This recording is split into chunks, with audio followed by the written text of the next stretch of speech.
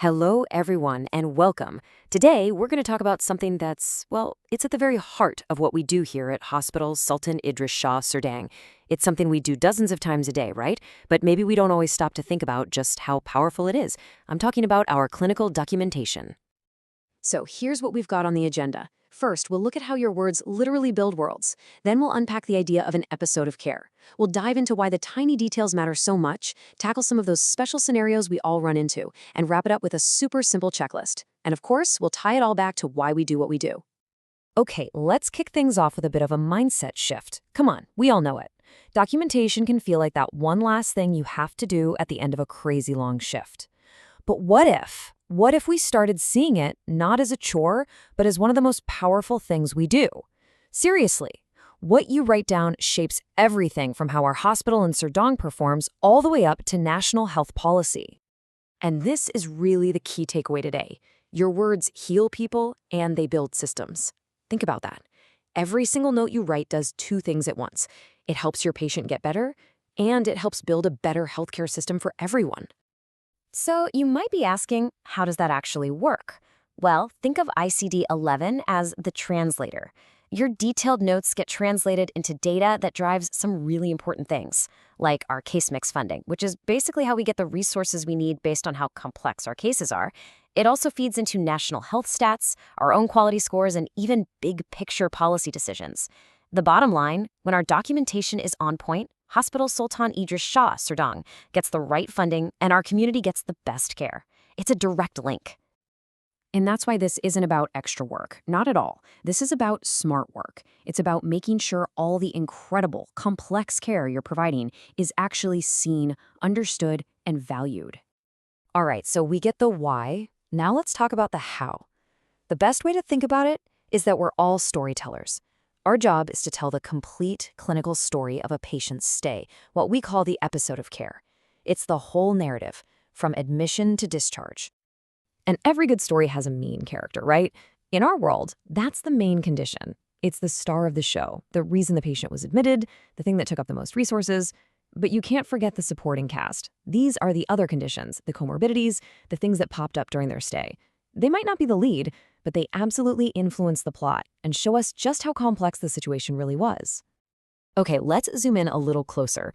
If the episode of care is the story, then the details, the specificity, that's what makes it pop. It's what makes the story come alive. This is where our notes go from just okay to clinically powerful.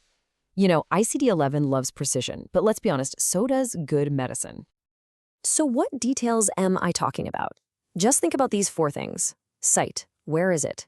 Laterality, is it left or right? Severity, how bad is it? And cause, what's behind it? That's it. Answering those four simple questions is what takes a diagnosis from vague to valuable. Let's look at an example. Fracture femur.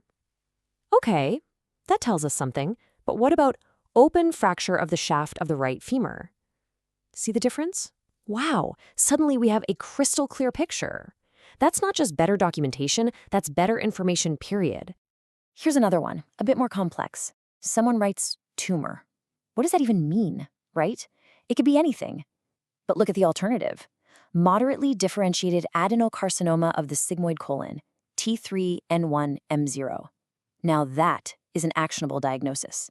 It gives the next person in line everything they need to know, and it makes sure our data is spot on. And I really want to drive this point home.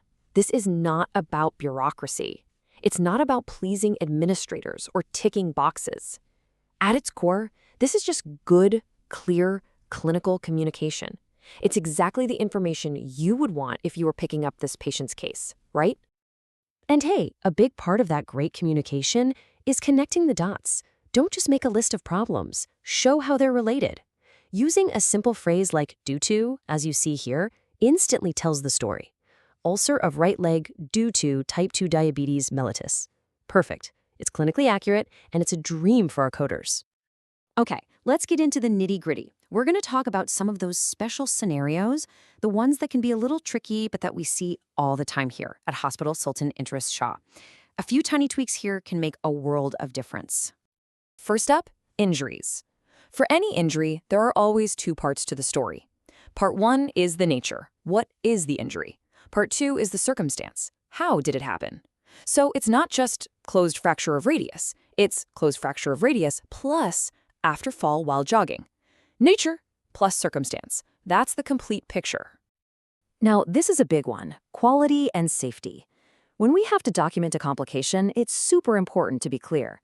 Just follow this 3-step model. 1. What was the harm? 2. What was the cause? A drug, a device, a procedure. And 3. What was the circumstance? An overdose, a malfunction? And listen, this is never about blame. It's always about learning so we can make our systems better. And here are a few more quick hitters. Timing is crucial. Was it present on admission, or did it pop up after? For sequelae or late effects, always link the current problem to its past cause. If you're not sure about a diagnosis, say so. Use words like suspected or ruled out. And for those non-illness visits, just state the reason. Follow-up appointment. Simple as that. Whew, okay, I know that was a lot to take in. So let's boil it all down. We've put together a super simple, easy-to-remember checklist. Think of it as your daily guide to awesome documentation. And here it is, your 5-point checklist. Be specific, show the cause, define the whole episode, note the timing, and be consistent. That's it. When we all make these 5 things a habit, it has this amazing ripple effect. Our coders can be accurate, our Casemix funding actually reflects our work, and the data shows the world just how incredible the care is here. So let's bring it all home, because at the end of the day, this is about more than just a technical skill, isn't it? This is about our professional pride. It's about our shared mission, right here at Hospital Sultan Idris Shah, Serdang. I want you to really think about this quote. Good notes don't just record what we did, they prove how we care. Your notes are a reflection of you. They're proof of your detailed clinical thinking. They tell the story of the incredible care you're giving. And please remember, you are not in this alone. We are all in this together. The Casemix and Clinical Governance Unit is here for you. We are 100% committed to helping you knock this out of the park every single day. So let's make this our shared mantra, okay? Document precisely, reflect reality, and advance care. That's what it's all about. So I'll leave you with this one thought to take with you. The very next note you write, how will you make it raise the standard of care? How will you make it a testament to the amazing work you do? Thanks so much for your time today.